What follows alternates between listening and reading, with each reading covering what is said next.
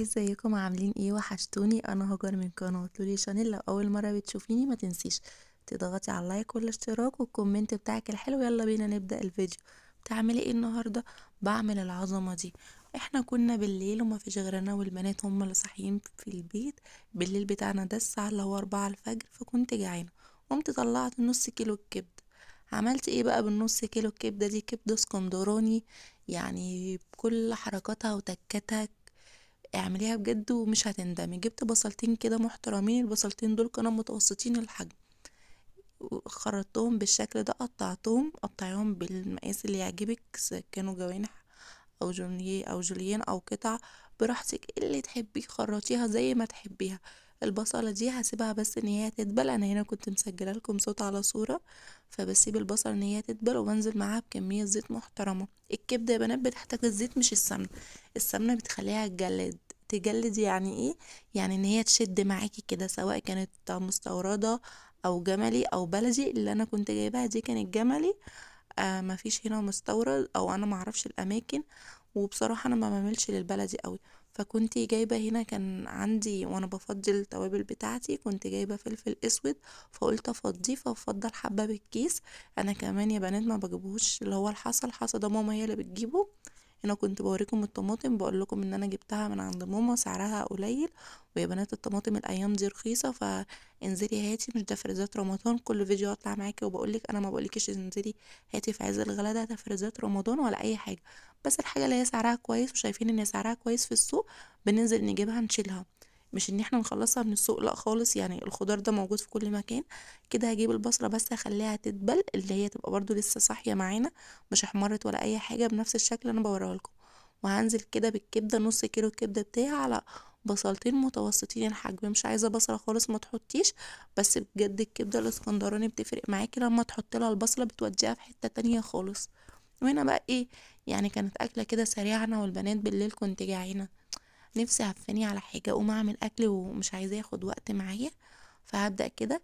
يا بنات الكبده ما بتتغسلش باي اشكالها، ما بتتغسلش نهائي. ان الكبده يعتبر دم، كل ما تغسليها كل ما هتنزل دم وهتقلب معاكي بزفاره شديده. فهنا بنسيب النار بتاعتها عاليه عشان ما تنزلش اي سوائل فيها. والبصله زي ما انتوا شايفينها كده، البصله بيضه. يعني انت عايزه جبته اسكندراني يبقى خديها بالطريقه دي. كبده اسكندراني، كبده عصافير، زي ما انت بتسميها او بتقوليها، اعمليها بنفس الطريقه دي.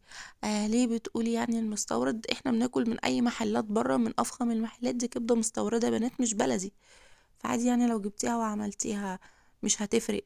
مش كل اللي يطلع يقولك لا لا انا عمري ما دخلت المستورد بيتي. لا يا بنات، احنا كلناه كتير في الشارع وجبناه وجربناه، فعادي يعني. مش لازم الفشخرة الكداب. الكبدة زي السمك بالظبط، اديلها كمون وكزبرة عشان تطلع معاكي الكبدة، كمون وكزبرة. طبعا كمية فلفل اسود اللي نزلنا بيها، معلقة فلفل اسود محترمة. وانا هنا ما كنتش هحط الشطة ونزلت بالكزبرة معاكم. ما كنتش هحط شطة، ان انا اقطع فلفل اخضر. ما عنديش فلفل القطبي او الفلفل الرومي زي ما بتسميه، فهو ما كانش عندي، فهستكفى بالفلفل الاخضر. يعني الفلفل كان حامي جدا، وانا كمان عشان البنات هتاكل معايا. فانتي بتحبي الكبده، قطعي لها الفلفل كتير وسبايسي بقى، شطه حطيها عشان تاكليها.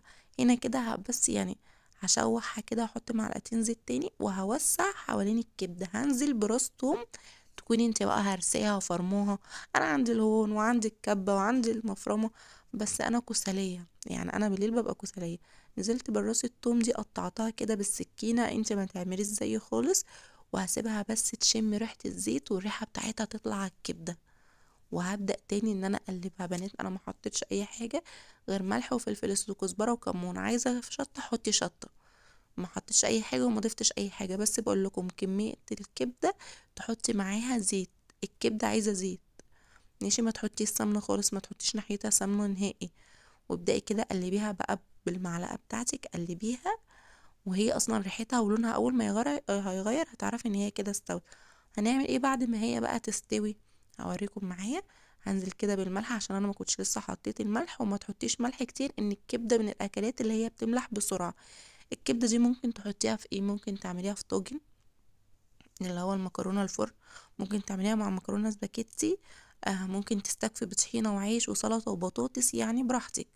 هنا كنت قطعت قرنين الفلفل بتوعي، فبصراحة ما كانش عندي فلفل يعني اللي هو يكفي ان انا كنت زي ما انتوا عارفين نزلت عند مامتي، فجبت الحاجات طبعا الاسعار عندي مبالغ فيها، فقالت لي لا البسي وتعالي لي هاتي حاجتك من هنا.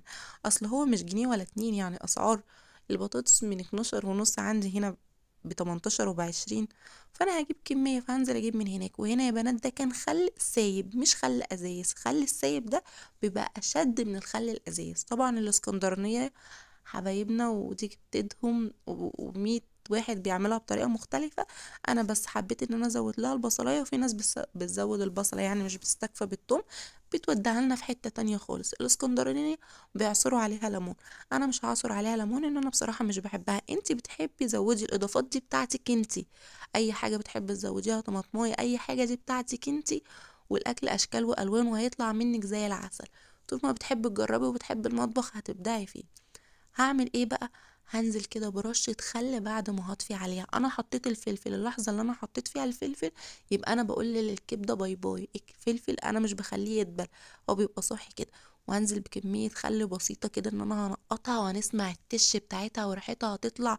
الجيران بصوا هتشمها بقى. وجوع اخر الليل ده شتا يعني اكل وسندوتشات وحركات وما اقولكمش. وجوع اخر الليل ده اللي كان طالع عليا. وهنا بس كده كنت عملت الكبدة. وهنا بقى بالفلفل اللي كنت نفسي اقطعه عليها بس عشان البنات وريحتها جبارة يا بنات.